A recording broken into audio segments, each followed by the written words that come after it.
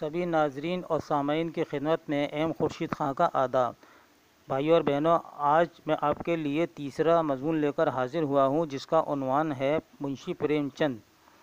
آج ہم منشی پریم چند پر، ان کی حالات زندگی اور ادبی خدمات پر روشنی ڈالیں گے، لیکن سب سے پہلے سامعین آپ میرے چینل کو ضرور سبسکرائب کریں، اس کے لیے میں آپ کا بیحد شکر گزار رہوں گا۔ پریم چند 31 جولائی 1880 میں بنارس کے گاؤں لمحی میں پیدا ہوئے۔ ان کے والد ایک غریب کسان تھے جو ڈاک خانے میں ملازم تھے۔ پریم چند نے اپنے والد منشی عجائب لال کے کہنے پر مولوی صاحب سے عربی و فارسی کی تعلیم حاصل کی تھی۔ پریم چند کو لکھنے پڑھنے کا بچپن ہی سے شوق تھا، لیکن کھیل کود میں بھی وہ کسی سے کم نہیں تھے۔ ان کا بچپن گاؤں کے لوگوں کی طرح چنچل تھا۔ گاؤں کے شریر لڑکوں کے ساتھ تپتی ہوئی دھوپ میں کھیتوں دور دور تک نکل جاتے تھے۔ پریم چند ٹھیٹھ گاؤں کے رہنے والے تھے۔ ان کے اندر وہ تمام شرارتیں موجود تھیں جو گاؤں کے عام لڑکوں میں ہوتی ہیں۔ پریم چند کا خاص کھیل گلی ڈنڈا تھا۔ اس کھیل کو بڑے شوق اور دلچسپی سے کھیلا کرتے تھے۔ گاؤں کے کھلے میدان میں اپنے دوست گیا کے ساتھ ہر روز گلی ڈنڈا کھیلا کرتے تھے۔ گلی ڈنڈا پریم چند کا بہت مشہور افسانہ ہے۔ اس افسانے میں انہوں نے اپنے دوست گیا کو بہت یاد کیا ہے۔ گاؤں کے تمام لڑکوں کے ساتھ بچپن کی شرارتیں اس افسانے میں موجود ہیں۔ اس افسانے کا مرکزی کردار بھی گیا ہے۔ پریم چند کی عمر جب 8 سال کی تھی تو ماں کا انتقال ہو گیا۔ ماں کے بعد باپ نے ان کی پرورش کی، لیکن ماں تو ماں ہی ہوتی ہے۔ کچھ عرصے بعد باپ نے دوسری شادی کر لی تو سوتیلی ماں نے پریم چند پر کافی ظلم و ستم ڈھانے شروع کر دیے۔ 13 سال کی عمر میں پریم چند کی شادی کر دی۔ شادی کے بعد باپ کا بھی انتقال ہو گیا۔ پریم چند پہلے افسانہ نگار ہیں جنہوں نے عوامی زندگی کو اپنا خاص موضوع بنایا اور اردو ادب کو سماجی حقیقت سے روشناس کرایا، اور افسانہ نگاری میں پریم چند نے بڑا نام پیدا کیا۔ ان کی سب سے پہلی کہانی دنیا کا سب سے انمول رتن ہے اور آخری کہانی کفن ہے۔ کسانوں کے جذبات اور دیہاتی زندگی کے سچے واقعات ان کے یہاں بڑی کثرت سے ملتے ہیں۔ پریم چند کے سارے کردار مثالی ہوتے ہیں۔ ان کے کردار جیتی جاگتی تصویریں ہیں۔ گاؤں کی زندگی، غربت، جہالت، ہندوستان کی عورتوں کی مجبوریاں، پنڈتوں، پجاریوں، ہریجنوں وغیرہ کے کردار ان کے افسانوں میں بڑی خوبی کے ساتھ ملتے ہیں۔ اردو ناول نگاری اور افسانہ نگاری دونوں حیثیتوں سے پریم چند کا رتبہ بہت بلند ہے۔ افسانوں کے علاوہ پریم چند نے بہت سے ناول بھی لکھے ہیں۔ ان کے ناولوں میں ان کے افسانوں کی طرح مقامی رنگ کی خصوصیت جھلکتی ہے۔ انہوں نے دیہات کے رہنے والے لوگوں کے ہو بہو نقشے اور یہاں کے کسانوں کے سچے واقعات نہایت عمدہ طریقے سے اپنے ناولوں اور افسانوں میں پیش کیے ہیں۔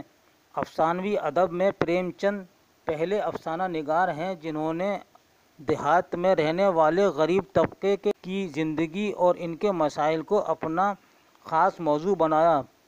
پریم چند غریبوں اور مظلوموں کے بہت بڑے ہمدرد ہیں۔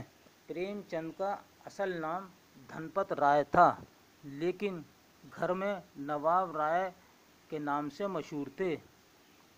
پریم چند نے 2 قلمی نام استعمال کرے، پہلا نواب رائے اور دوسرا پریم چند، اور آخر عمر تک پریم چند کے نام سے ہی اردو ادب میں اپنے جوہر دکھاتے رہے۔ پریم چند کے والد منشی عجائب لال جو ڈاک خانے میں منشی تھے۔ آپ کا گھرانہ کائسٹ سریواستو سے تعلق رکھتا تھا۔ پریم چند کی ماں کا نام آنندی دیوی تھا۔ پریم چند کے 2 بھائی اور 3 بہنیں تھیں، جس میں سگی بہن صرف ایک جو ان سے بڑی تھی۔ پریم چند کی والدہ کا انتقال 1888 میں ہوا۔ 1892 में मुंशी लाल ने दूसरी शादी कर ली। 1895 में प्रेमचंद ने गोरखपुर से 8वीं जमात पास की। 1898 में 10वीं जमात पास की, बाद में इंटर भी पास किया। 1909 में इलाहाबाद यूनिवर्सिटी से बीए पास किया। 1897 में प्रेमचंद के वालिद का इंतकाल हुआ और 1896 में प्रेमचंद की पहली शादी हुई। 1899 में स्कूल में टीचर की हैसियत से प्रेमचंद का तकर्रुर हुआ। प्रेमचंद की अदबी ज़िंदगी का आगाज़ 1901 में हुआ। 1901 में उन्होंने अपनी अदबी ज़िंदगी का आगाज़ एक मुख्तसर नावल एक मामू का रोमांस से शुरू किया। प्रेमचंद 1902 में कॉलेज में सदर मुदर्रिस मुकर्रर हुए। 1903 से 1905 तक में पहला नावल असरार मुआबिद हफ्तावार अखबार आवाज़ खलक में बनारस से किश्तवार शाये होता रहा। नवंबर 1905 से मई 1908 तक वतन परस्तों के बारे में सवाने मज़ामीन लिखने शुरू किए। प्रेमचंद ने 1906 में एक बेवा लड़की शिवरानी देवी से दूसरी शादी कर ली। जून 1908 में इनके अफसानों का पहला मजमुआ सोज़े वतन जो नवाब राय के नाम से शाये हुआ। ये मजमुआ वतन परस्ती और आज़ादी के जज्बात पर मबनी था, जिसको अंग्रेज़ हुकूमत ने ज़ब्त करके जला दिया था। अप्रैल 1908 में पहला तबाहज़ाद अफसाना इश्क की दुनिया और हुब्बे वतन नवाब राय के नाम से शाये किया था। प्रेमचंद 1909 में डिप्टी इंस्पेक्टर ऑफ स्कूल की हैसियत से तकर्रुर हुए। 1913 में दूसरी बीवी शिवरानी से एक लड़की पैदा हुई जिसका नाम प्रेमचंद ने कमला रखा था। 1915 में इनकी पहली बीवी का इंतकाल हुआ। 1916 में लड़का धन्नू और 1919 में दूसरा लड़का मन्नू और 1922 में तीसरा लड़का बन्नू पैदा हुआ। फरवरी 1921 में गांधी जी की तहरीक अदम ताउन से मुतासिर होकर नौकरी से प्रेमचंद ने इस्तीफ़ा दे दिया। 1927 में रिसाला माधुरी के मुदीर मुकर्रर हुए। 1928 में प्रेमचंद अपनी लड़की कमला की शादी करते हैं। 1930 में रिसाला हंस सरस्वती प्रेस से शाये किया। 1931 में हफ्तावार अखबार जागरण बनारस से जारी किया। 1934 में फ़िल्म मजदूर की कहानी बम्बई में लिखी। 1936 में तरक्की पसंद तहरीक की पहली कॉन्फ्रेंस की सदारत भी प्रेमचंद ने की। 16 जून 1936 को प्रेमचंद शदीद बीमार हो जाते हैं और 8 अक्टूबर 1936 को प्रेमचंद का इंतकाल हो गया। प्रेमचंद के अफसानों के 3 दौर, पहला 1908 से 1917 तक, दूसरा 1918 से 1930 तक और तीसरा 1931 से 1936 तक के अफसानों पर मुश्तमिल है। प्रेमचंद के अफसानों का पहला मजमुआ सोज़े वतन जून 1908 में नवाब राय के नाम से शाये हुआ। इस मजमुए में शामिल 5 अफसाने हैं जिनका मौजू वतन परस्ती और आज़ादी का जज्बा है। पहला अफसाना दुनिया का सबसे अनमोल रतन है, दूसरा शेख मखमूर, तीसरा अफसाना यही मेरा वतन है, चौथा सिलाए मातम और पाँचवा इश्क़ दुनिया और हुब्बे वतन है। प्रेमचंद के अफसानवी मजमुओं की तादाद 14 है। आखिरी 2 मजमुए दूध की कीमत और वारदात इनके इंतकाल के बाद शाये हुए।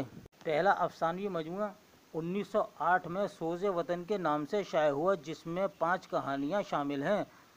दूसरा अफसानवी मजमुआ 1915 में प्रेम 25 हिस्सा अव्वल के नाम से मंजर आम पर आया जिसमें 12 कहानियाँ शामिल हैं।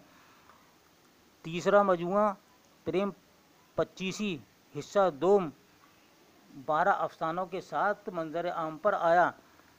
चौथा अफसानी मजमुआ और पाँचवा 1920 में प्रेम 32 हिस्सा अव्वल प्रेम 32 हिस्सा दोम शाये हुए جس میں 15 اور 16 افسانے شامل ہیں۔ چھٹا افسانوی مجموعہ 1928 میں خاک پروانہ کے نام سے منظر عام پر آیا، جس میں 16 کہانیاں موجود ہیں۔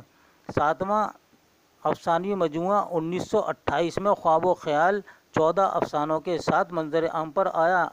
آٹھواں مجموعہ 1929 میں فردوس خیال 11 مجموعہ کے ساتھ منظر عام پر آیا۔ 1930 میں پریم چالیسی اول اور 1930 میں ہی پریم چالیسی حصہ دوم منظر عام پر آئے، جس میں 40 افسانے شامل ہیں۔ 11واں افسانوی مجموعہ 1934 میں شائع ہوا، جس کا عنوان ہے آخری تحفہ۔ اس میں 13 کہانیاں شامل ہیں۔ 1936 میں 12واں افسانوی مجموعہ ذات راہ کے نام سے شائع ہوا، جس میں 15 افسانے موجود ہیں۔ 1937 میں 13واں افسانوی مجموعہ دودھ کی قیمت، جس میں 9 افسانے شامل ہیں۔ 14واں افسانوی مجموعہ 1938 میں واردات، جس میں 13 افسانے شامل ہیں۔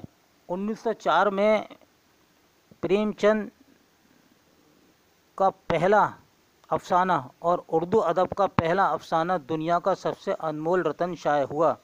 1922 میں افسانہ نجات شائع ہوا۔ پریم چند نے 13 ناول لکھے۔ پریم چند کا آخری ناول گودان ہے، جو ان کی وفات سے چند ماہ قبل 1936 میں منظر عام پر آیا۔ پریم چند کا دوسرا ناول ہم خرما و ہم سوار، جو 1907 میں شائع ہوا، یہ ناول بیواؤں کی دوسری شادی کے مسئلے پر اظہار خیال کیا ہے۔ تیسرا ناول کشنا 1908 میں شائع ہوا، جس میں عورتوں کے زیورات کے شوق اور اس سے پیدا ہونے والی گھریلو الجھنوں پر روشنی ڈالی ہے۔ چوتھا ناول جلوۂ ایثار 1912 میں منظر عام پر آیا۔ یہ ناول نواب رائے کے نام سے شائع ہوا۔ اس کا موضوع قومی مسائل اور ان کا حل ہے۔ پانچواں ناول بازار حسن 1917 میں شائع ہوا۔ یہ ناول ہندی میں سیوا سدن کے نام سے بھی شائع ہوا ہے۔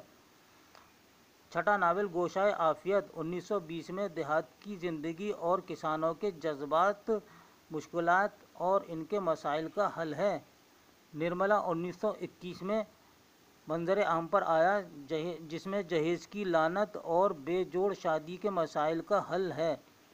اس ناول کی ہیروئن نرملا ہے، جس کی شادی عمر رسیدہ طوطا رام سے ہو جاتی ہے، جس کا ایک جوان بیٹا منسا رام بھی ہے۔ طوطا رام اپنے بیٹے اور بیوی کے باہمی تعلقات کو شکی نظر سے دیکھنے لگتا ہے۔ آٹھواں ناول چوگان ہستی 1924 میں چھپا۔ اس ناول کا ہیرو سورداس ہے، جس کو پریم چند نے عدم تشدد اور اہنسا کا علمبردار بنا کر پیش کیا ہے۔ یہ ایک ضخیم ناول ہے۔ 1925 میں پردۂ مجاز پریم چند نے شائع کیا۔ یہ ناول مرنے کے بعد دوسرے جنم لینے کے عقیدے پر مبنی ہے۔ پریم چند نے اس ناول کو پہلے ہندی میں کایا کلپ کے نام سے لکھا ہے۔ 10واں بیوہ ناول جو 1927 میں چھپا ہے، اس میں بیواؤں کا مسئلہ اور ان کا حل ہے۔ 11واں ناول غبن جو 1932 میں شائع ہوا۔ اس ناول کا مرکزی کردار رماناتھ ہے، جو اپنے دفتر میں غبن کر کے فرار ہو جاتا ہے۔ یہ ایک ہلکا پھلکا سماجی ناول ہے۔ 12واں میدان عمل 1932 میں منظر عام پر آیا۔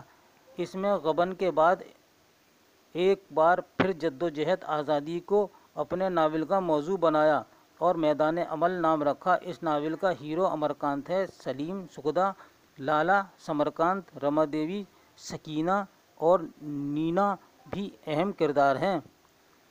پریم چند کا آخری ناول اور 13واں ناول گودان ہے، جو 1936 میں شائع ہوا۔ اس میں ہندوستانی کسانوں کی بدحالی اور ان کی محنت کا استحصال ہوری دھنیا، گوبر، روپا رائے، اگرپال سنگھ اور پروفیسر مہتا اہم کردار ہیں۔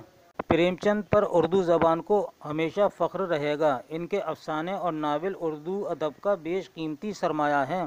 وہ خود دیہات کے ایک غریب گھرانے میں پیدا ہوئے تھے اور انہیں دیہاتی زندگی کی تکلیفوں اور تلخیوں کا ذاتی تجربہ تھا۔